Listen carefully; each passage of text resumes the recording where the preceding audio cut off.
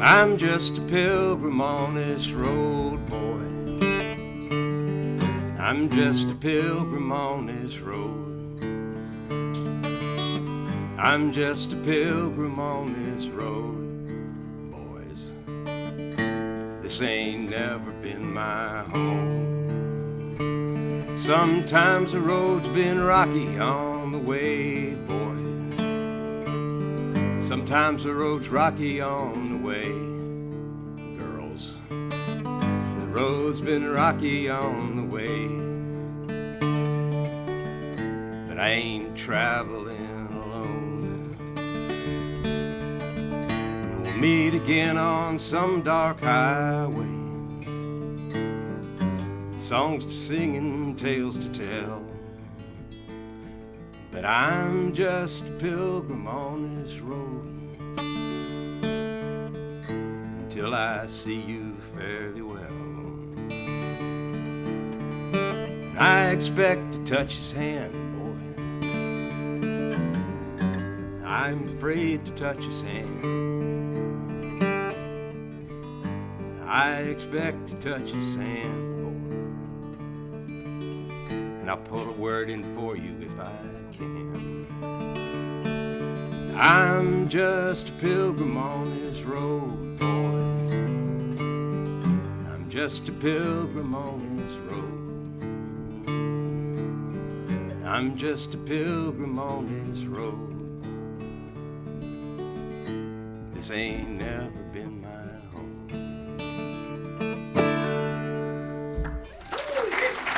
Thank you. It's to you can see in your that I'm giving two talks on Southerners as Pilgrim People, Lecture 1 and Lecture 2. The overall goal is to steal the word away from New England Puritans. We want that to come back down here where it really belongs, as we're beginning to see just in the first two talks we've had thus far. There's going to be one condition, though, and that is if we do get the word back on our soil, that we don't have to wear those silly hats that they wear. You don't want to see Alan Harrelson's face on a box of quick grits.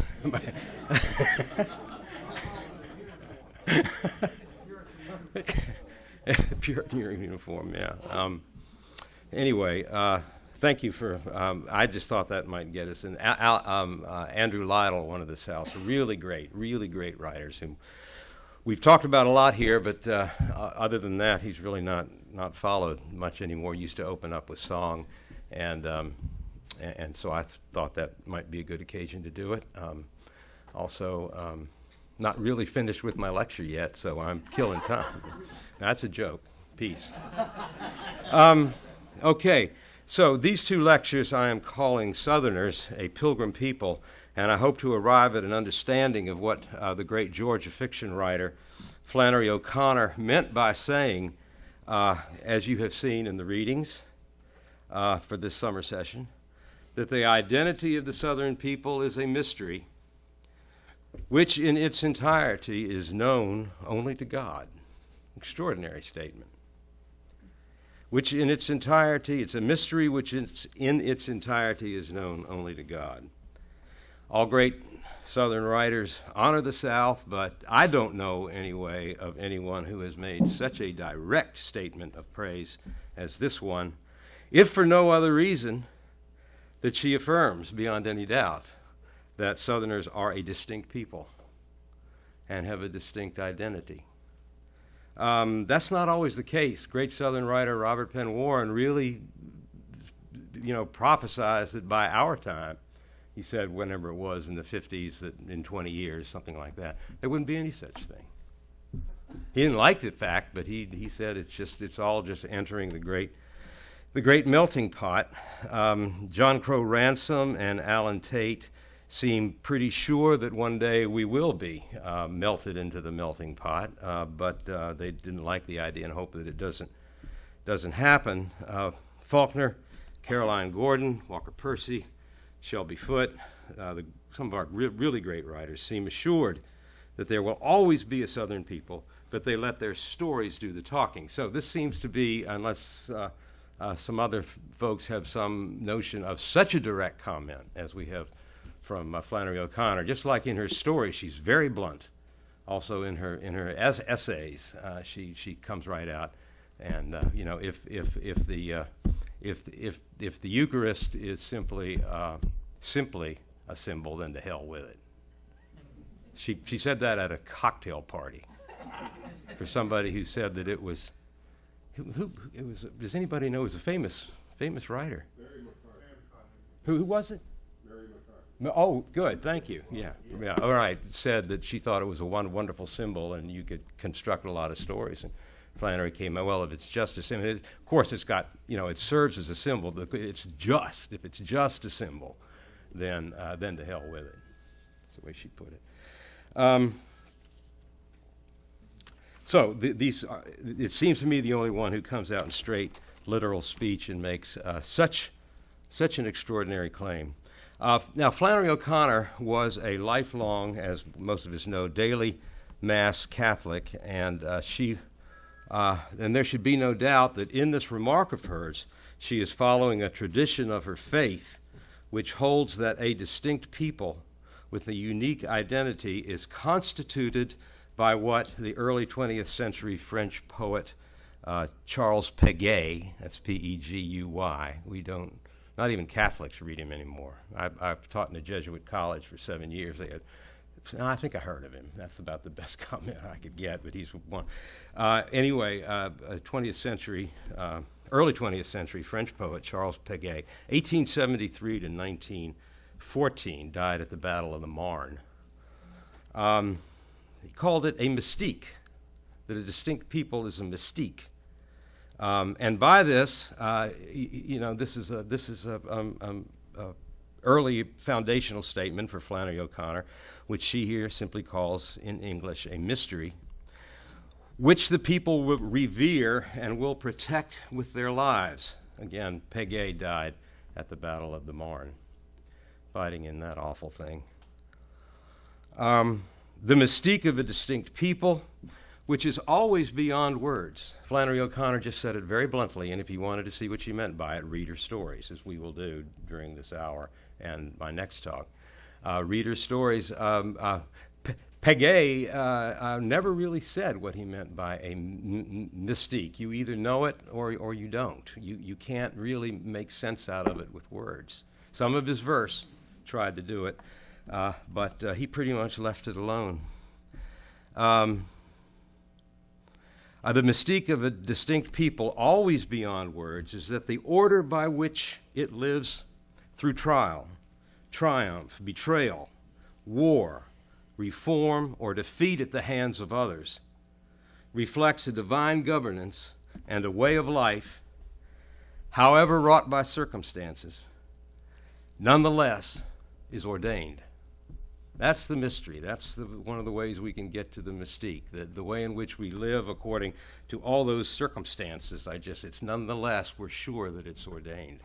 There's a mystery, there's a mystique about it which seems to be ordained and which is loved. Our great epics are about little else. Professor Kibler talked a lot about Virgil and Virgil's great epic, the Aeneid. Aeneas leads his ragtag band of survivors out of fallen Troy to the banks of the Tiber River, and gains along the path the virtues and learns the lessons of solidarity that will form the foundation of the Roman Republic. If you've read the epic, if you've read the Aeneid, do they know where they're going? For the first when they land on the banks of the Tiber, I think we might be here, but they don't know where they're going. But it's the struggle, it's the ordeal, it's the faith that builds the foundation of what will be the early Roman Republic. That's the fourth year Latin while you're eating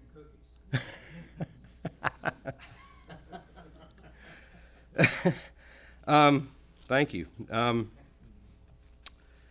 A providence guides them nonetheless, even though most of the journey they are really never sure where they are going. The same thing in the great Hebrew epic. The Hebrew slaves, freed out of Egypt, become, over the 40-year sojourn in Sinai, the tribal confederacy known as Israel. There would be no Israel without the journey. Jewish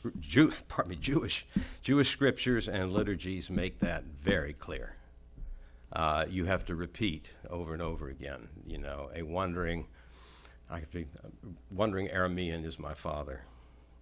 I have to be careful with that. I've got a close friend who is Armenian, and he always said that he grew up thinking a wandering Armenian was my father. So I have to be careful. What? How'd that happen? He's a very prideful person. Order and destiny come with an intense, often desperate struggle to keep the faith, whether at home or on the road. Thus, any attempt to maintain one's identity as a people is likened to a journey. You have a sense of what the direction is going to be, whether you're on the road or not. And the arriving at that destined place comes through, as we've seen, turmoil, faith, disappointment, defeat, triumph. That's a Pilgrim people. The road's been rocky along the way,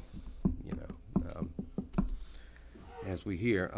In the terms of Flannery O'Connor's Christian faith, this mystery is expressed in Luther's words. Yeah, Luther, but it works for Catholics as well. That all faithful people are simul justus et peccator, that at the same time they are sinners and saved. I'm going to use that just to go over some of the things that what is a Puritan, what is a Calvinist, what is to try to sort that out a little bit. A lot of times we do that. We try to sort out what is a Puritan, when does Puritans become Yankees, and simply by looking at them through some kind of sociological terms, whereas the way to do it, and it's quite simple to do it, is with theology, which I'll do in just a moment. You're similar that you're same time sinner and saved, and all Catholics, whether they're English Catholics, Eastern, or Roman, are going to have a couple more words to say about that. But by and large, simul justus et peccator is Orthodox faith. I know what I am, and I know the sins within me, but yet the Word addresses me as one who is saved. And my struggle to realize that. Now, if you break that tension, you're on the way to being a Puritan. Seriously, if you break, I'm saved. And also, if you misread, we can talk about it, anybody want to talk to me about this later, if you misread Calvin on predestination, then you say, I am predestined to be, I feel saved, the glory, I'm sure I'm saved and all that.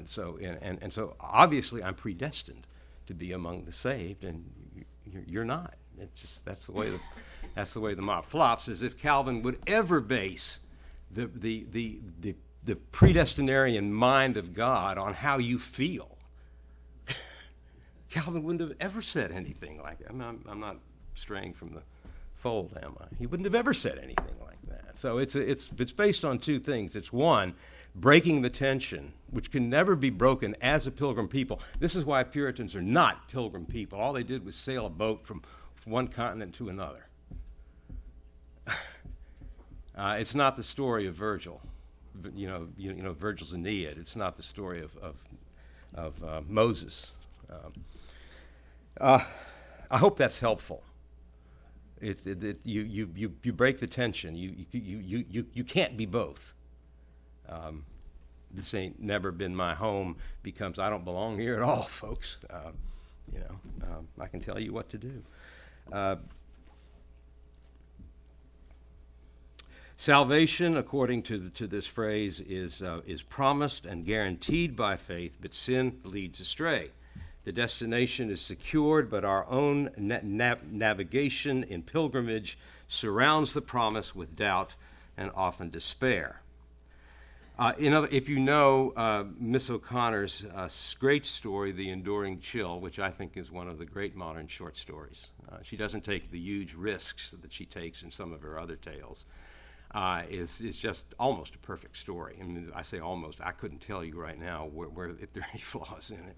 But if in The Enduring Chill, we all have sinfully rebelled against the dairy farmer, capital D, capital F, and helped ourselves to all the unpasteurized milk we choose to drink. I'm using the terms of her story. And you say, what's that come from? Did Calvin say that? I'm using the terms of her story. The result is undulant fever. It's just perfect. You're sick for a while, then you're fine for a while, and then you're sick for a while, and you're fine for a while, and then you're sick for a while, but you're never going to get better. But it's not going to kill you either. It's just a perfect example of the result is undulant fever, a perfect figure for the life of faith. We feel fine and healthy for a while, and later fearfully sick for a while, over and over again throughout life, but the fever itself is not fatal. Is that helpful? Good. We have seen in our readings that Miss O'Connor said that the best way to approach the mystery is through art. Most of these 2 lectures will be spent looking at some of her stories as well as some of the stories of other great Southern writers. We're going to look at one by Shelby Foote and one by a story by Walker Percy, a novel by Walker Percy, if I can get it in on time. I need to pick up speed. But we must understand before doing so that this study of literary art, and Professor Kibler came close to saying this as well, is not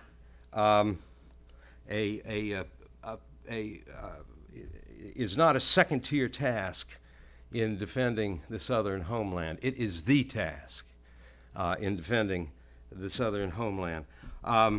One, the accusations that are hurled at the South ad nauseum, such as that she started a war against the Union to perpetuate slavery, is hopelessly racist, or is uneducated and barbaric, and the like, are not true and have been shown to be true over and over and over again. It's not hard to find the counter arguments against that. In fact, we've had 2 great lectures this morning that went a long way to covering most of those kinds of venomous attacks. 2, our great literary artists, Faulkner, Percy, Welty, Garrett, many, many others, some of the greatest Southern intellectuals seem to have absolutely no interest in engaging in these polemics.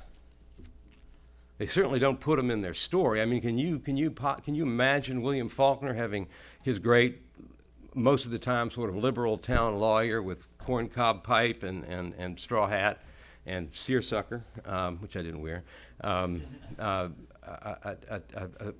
taking down these charges one by one? It wouldn't be drama. 3, the charges of our enemies, though literal discourse, stem, and here's the point of this sort of detour I'm taking, stem from, grow out of bad art. They do.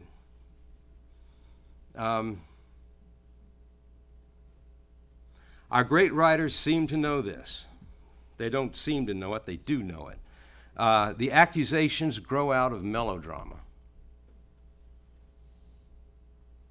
The so-called story that the noble North comes down to the rescue of slaves from the evil clutches of a people who would wreck the Union of the founders to perpetuate this evil institution is melodrama, which the Oxford English, my pocket one, I carry around with me, the Oxford English defines melodrama as, quote, sensationally dramatic piece with violent appeals to the emotions and always with a happy ending.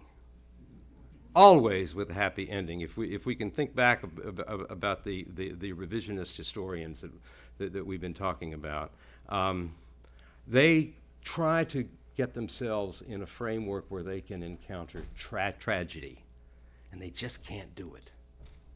It's always a happy ending. You know, they get wall-eyed, cow-eyed, and they try to imagine, the horrendous of war, but wasn't it great that? You always get that. It's an inability to face the tragedy of the worst war of the 19th century. The Greek word melos means music, so it pulls at the heartstrings the way music does. Try to remember, some of us saw it, the Ken Burns documentary. Think of those fiddle tunes. You could listen to those fiddle tunes and believe 1 + 1 is 3. Or, the beautiful spirituals, we are climbing Jacob's ladder. You can believe anything when you hear that. Somebody's telling you something and you hear that, and you're going to be swayed over into. But there's more to it than that. There is no art of refuting these standard broadsides. I might skip some of this. Lincoln, in fact, denied several times that the war was launched to end slavery, and in his first inaugural, he championed an amendment to the Constitution. I want to make sure this gets out to some. We've talked about this a lot, but there's so many new people here, I want to mention it. An amendment to the Constitution was making the rounds through Congress, which would forbid ending. This is an amendment to the Constitution. It's not a bill. It's not a law. It's an amendment which would forbid interfering or ending slavery, which Lincoln completely championed in his first inaugural, and which he sent the text of to every governor in the Union. He thought this would be a sop, which the South would surely bite and swallow, and not leave the Union, but such was not the case. This is not why the South was leaving the Union. As a matter of fact, they left before there was any a final enactment of the amendment at all, so it just sort of withered away. No, that's not why they did it. I want one other point. Again, these charges bear no weight. Why did they work? Melodrama. And I've got more to say about that. The music swells fortissimo in the scene of the first shot of the war. Every school child thinks that the South began the war by firing on the national flag over Fort Sumter in Charleston Harbor, but every school child is wrong, and so are their parents and teachers. The drama of Sumter heated up. Well, it was heated up before that, but it really got cooking. 2 days after Christmas festivities, 2 days after Christmas festivities in Charleston, when the good citizens of the town awoke on the 27th to the federal troops stationed there in the Charleston Harbor had moved overnight from Fort Moultrie on Sullivan's Island, a barrier island just off the mainland, to Sumter, a much larger fortification in dead center of the harbor and staring the city in the face. And before leaving, the federal troops federal forces had spiked the guns at Moultrie. They awoke in horror then to see what had happened. When South Carolina Governor Pickens protested that this was in complete violation of the treaty between the two nations, President Buchanan replied by saying that he was in agreement and, in fact, had never ordered or authorized the swap of forts. The president had no idea this was going to take place. Now, I have to be careful here. And Major Robert Anderson, who was head of the forces at Fort Moultrie and now at Sumter, always claimed that he had the right to do anything needed to protect his men. And so that he was perfectly authorized. Now, you have to be careful here. I've read a lot about Lincoln being involved furtively before actually taking office. He had been elected but had not taken office yet, down in Fort Pickett in Pensacola, moving people or moving soldiers and sailors around without their immediate authorities knowing it, trying to trying to force the South into a first shot. A lot of that evidence is very compelling, but I think at least I have to say that some of it is not really strong, even though it does move the mind to wonder. But there is perfect evidence that Lincoln was determined to accomplish at Sumter by any means what had not happened at Pickett. There can be no doubt that his hand moved the pieces on the chessboard that required the South's next move to be cannon fire, not simply protest. Anderson said so.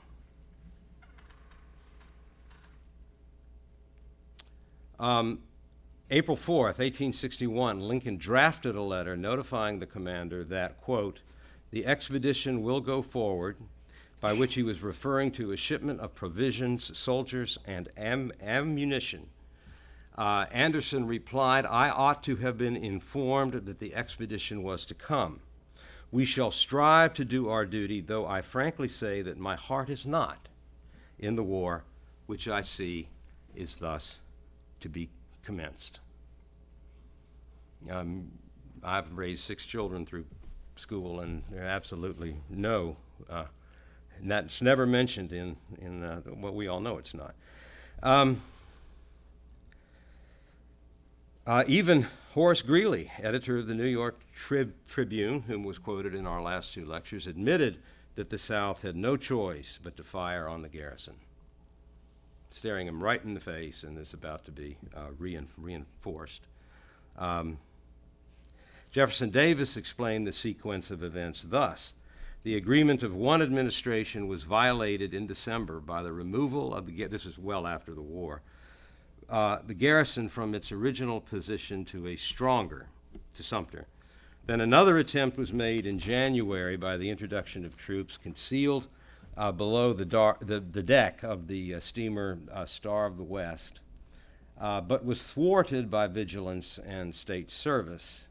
The protracted course of fraud and prevarication practiced by Lincoln's administration has been fully exhibited. It was evidence that no confidence could be exposed in any pledge or promise of the federal government, yet no resistance other than protests and appeals was made. And when it was known that a hostile force was on the way, the notice was sent to Major Anderson that fleet was lying off the mouth of the harbor and was only for the moment being halted by a strong gale. Boom. They had no choice, according to these 3 accounts: Anderson, Horace Greeley, and Jeff Davis. With these deadly shenanigans in mind, Lincoln's description of his invasion of the South as a putting down of a rebellion, quote unquote, is another startling lie, and one which it takes little investigation to prove. Since when is the force the size of the one that invaded Mexico needed to quell a rebellion? Is an invasion of one country by another. Or the so-called Anaconda Plan of Winfield Scott, which would be a stranglehold on what is now roughly a quarter of the continental United States. Replete with blockade runners in every major southern port, and though it reached its diabolical proportions in the second half of the war, the burning of farms and livestock started early. When it was known that the federal troops were going to try to use the Shenandoah Valley as a natural highway straight down into the South, and Stonewall Jackson was called upon to defend the valley. He was in the northern end of the valley, which, by the way, is the lower end. The lower valley is the northern end, given the way the Shenandoah River runs. And the town of Romney, which is now in West Virginia, was already had 47 homes burned. That's right when they were scouting out how federal troops were going to use the Shenandoah Valley as their highway into the South.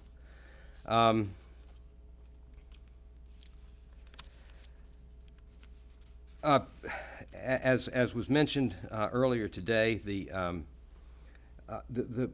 power of these arguments, which don't take a whole lot of knowledge to be able to refute, come from ideology. One is that if you don't agree with me, you are wrong. If you don't agree that there is global warming, that's evidence that you're wrong. Simply not agreeing with me, that's the evidence that you're wrong. So if you don't think the war will start, well, yeah, you know. But what is fueling that? Melodrama. You simply cannot. It's so black and white. It's so good and evil that to refute it is to ask the accuser to enter into a world which is complex, which takes a lot of thought, which takes a lot of reading, which means a weighing of facts. And why go there? Why go there? So it's that, and you know, the Karl Marx's notion of class consciousness comes into play, that you are bound to give a response that reflects what's best for your class. You have no choice in the matter. It's not your fault.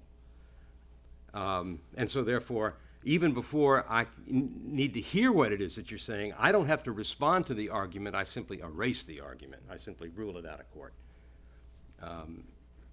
And what stands behind that, I think, also is the Lincoln myth. M.E. Bradford when I just started getting involved in Southern studies, a statement that he made was powerful to me, and that is that the Lincoln myth, as he put it, and all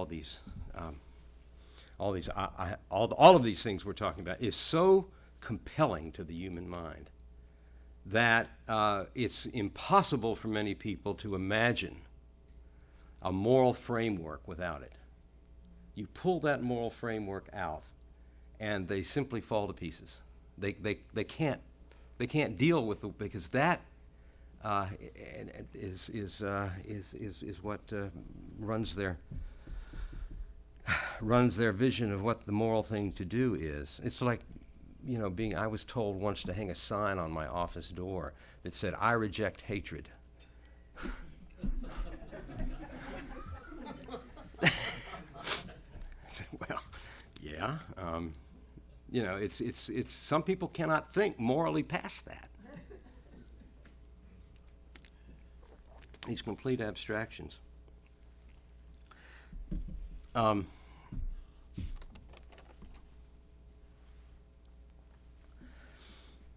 Let's see, I've got to, the South's dignity is, I'm skipping now so I can fit this in. The South's dignity as a distinct Pilgrim people is not based on successfully refuting these sorts of accusers. Her dignity is based on the courage of pressing on not conforming, and on staying true to the hard path which has made it and will continue to make it, make her as a people.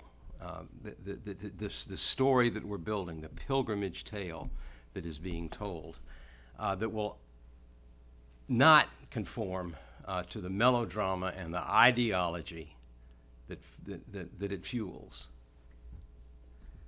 is the story that we must follow. Recall our reading that Miss O'Connor said that, in our reading that Miss O'Connor said that an identity is not based on what passes. Red clay roads, she says, white columns, beaten biscuits, squirrely politicians, hookworm, all these others that passes in the South does not constitute an identity. Also, we can now add to that list such things as charges of racism, all sorts of phobias and treason. Also, we could add to that victims of mass starvation, and those who have threatened the South with complete annihilation. Her list of what passes is not what constitutes our identity. Rather, identity is based on qualities that endure, qualities often hidden, quote unquote, and extreme, regardless of what passes. These qualities are indications of truth in identity. In Flannery OConnor's stories, if you read them carefully, there's always some grand gesture that ties the whole story together. You know, the grandmother saying to the serial killer, "You're one of my own." You know, and that ties the mystery of her whole persona together into one. I have a former student who's now a psychiatrist in Seattle, said that when he's talking to his patients, he looks for that grand gesture. He said he's listening to everything but where's the you can find the grand gesture in Flannery OConnor's humble characters. You can find it in Stonewall Jackson in that unbelievable march to the plains of Manassas for the second battle that got there before Pope. You really can't account for that. Also, you really can't account for the fact that along the way he stopped at Bristow Station and raided the stores and the trains that were there. There was one fellow that walked away with cases full of mustard, which he used as money throughout the rest of the war. He traded things for mustard. There's just no accounting for it. Lee's defense of Richmond at the 7 Days.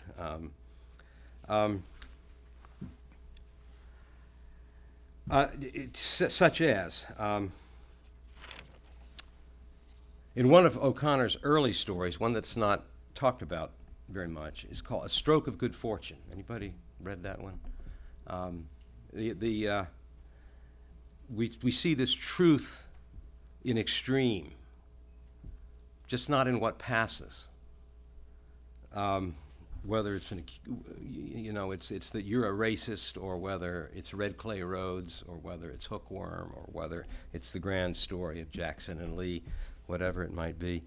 She has this woman, young woman who's known only as Ruby, has given up in the post-Reconstruction and rural poverty of Georgia, where starvation was never far away. She has watched the slow demise of her mother, wrecked by one of the many children, one by the many children she has borne, due to her hope in the force of love and goodness that might abide despite abject poverty. Not for Ruby. She's going to enter the brand new world of the New South. She will move with the impoverished masses to the hurriedly built pasteboard cities and take up with a man who is master of the quote-unquote miracle products, which includes contraception, that will free her from a future of childbirth. This is a Flannery OConnor story if you've never read them. They're like this. However, the God who knows the mystery of Southern identity, forged by Southern pride and endurance, will have it otherwise. Her new life in the city has caused her to gain weight. She says, Bill Hill likes me fat and pretty, is the way she puts it. She's gained weight, or so she thinks, that it's simply gaining weight. She and her husband live in an apartment on the top floor of one of the new wretched tenements, which is reached via a steep 4-story staircase. But during one of Ruby's laborious climbs up the staircase, she is transformed in her experience. It's an experience that makes the staircase into a prayer maze. It's a great transformation. The staircase becomes a prayer maze, a labyrinth of contemplation, and she realizes she must be with child. The life force and God's providence have stuck with her, even in her own intentions to give it up. The good fortune mentioned in the title, which she has assumed, given the promises of the New South City, she's assumed that this will be a move upward. There's the staircase again. It would be a move upward to a subdivision with its own shopping centers, a movie theater, and restaurants. Lo and behold, it's the promise of a child. That's the stroke of good fortune, and that's what the moving up has taught her. You see how she's moving this story along. From the top of the staircase, she looks down to the bottom, which she has come. Good fortune, she now admits. Baby. I want to talk about a story. I'm going to jump another one of Flannery's stories. And I'm just going to talk about it because I need to move fast. Shelby Foote, who most of us know as the author of the 3-volume narrative history, 1.5 million words, which one of our great writers, George Garrett, has called recently the work of our time. Shelby Foote is a name we need to get hold of. He is really one of our very best writers. I'm working on a book on the Foote Civil War for for Dr. Wilson's. A story of his called Pillar of Fire. It's a magnificent story, and it deals with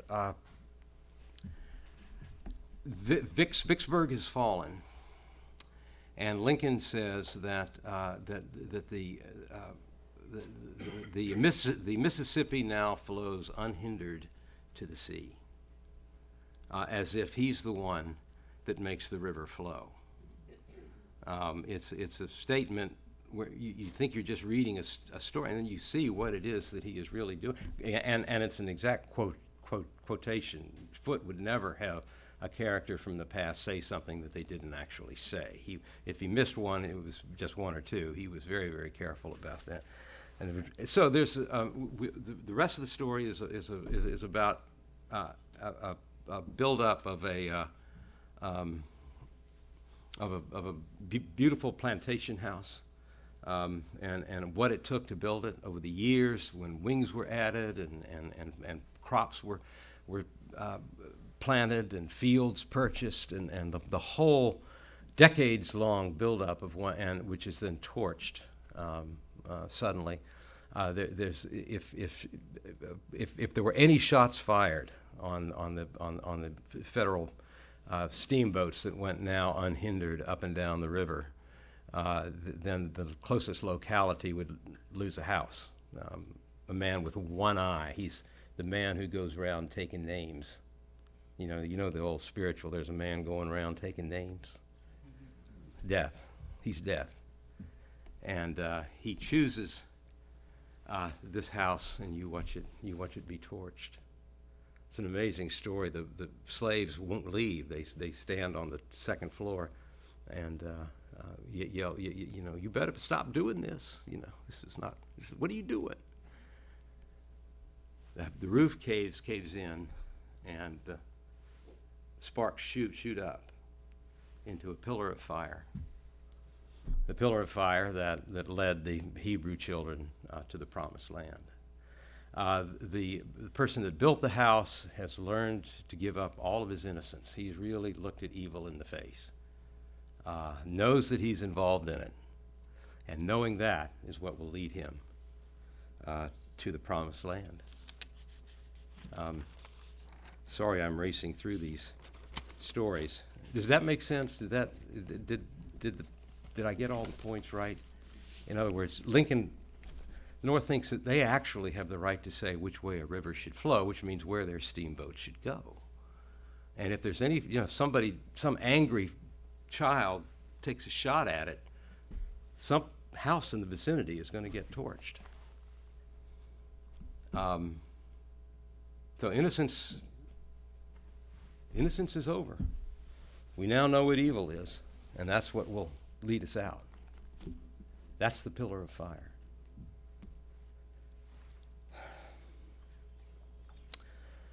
Three minutes, and this will just be an ad for Walker Percy's novel called Lancelot, which I think it's his best, and I think that it will one day be a great Southern novel. It's an extraordinary.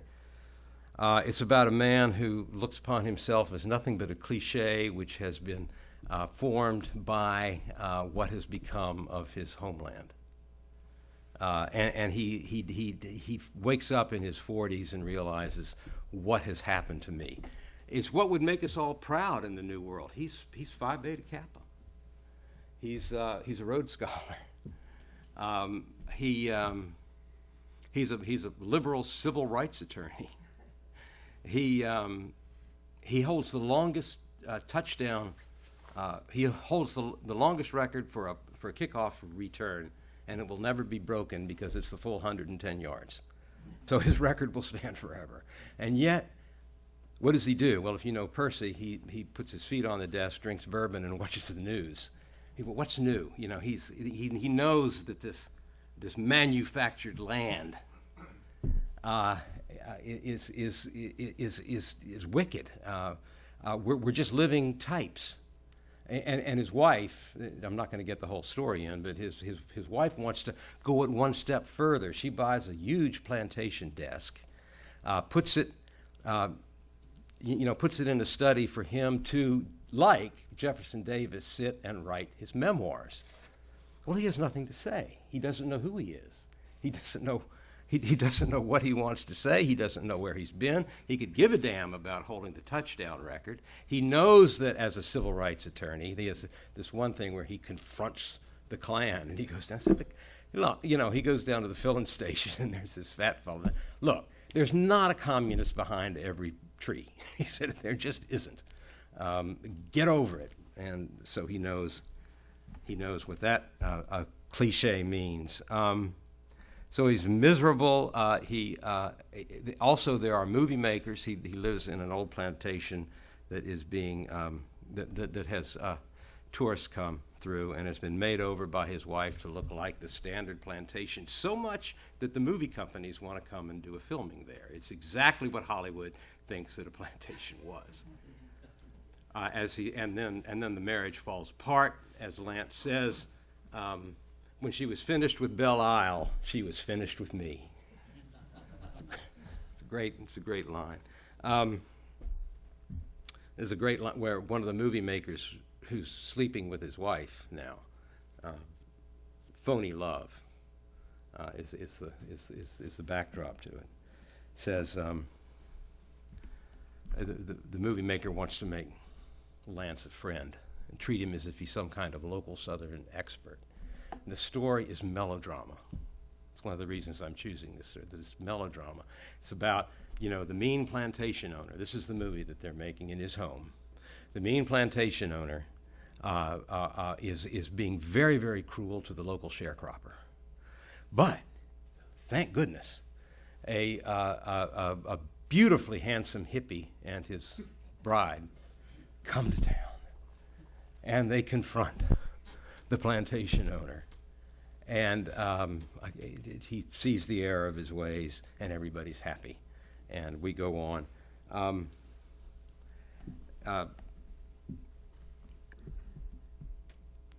So it's salvation by melodrama. Can't remember where I was. I'm jumping so much over this. Oh yeah, the movie maker, and then I'm going to stop. It's 12. We need to leave. The movie maker comes up to him and he says, "Now, Lance, let's talk about Southern culture." He said, "Now we want to have a story where a great landowner is stealing the sharecropper's land." Lance is trying to get a word in edgewise. If it's a sharecropper, he doesn't have any land. But the man will not listen to him. He's simply interested in the drama of it, which is this: he owns everything, but yet he wants the sharecropper's land. And he goes on. There's a lot more to this story, but we're 1 minute past. We need to get down there, so I'm going to stop there and maybe pick up the next one.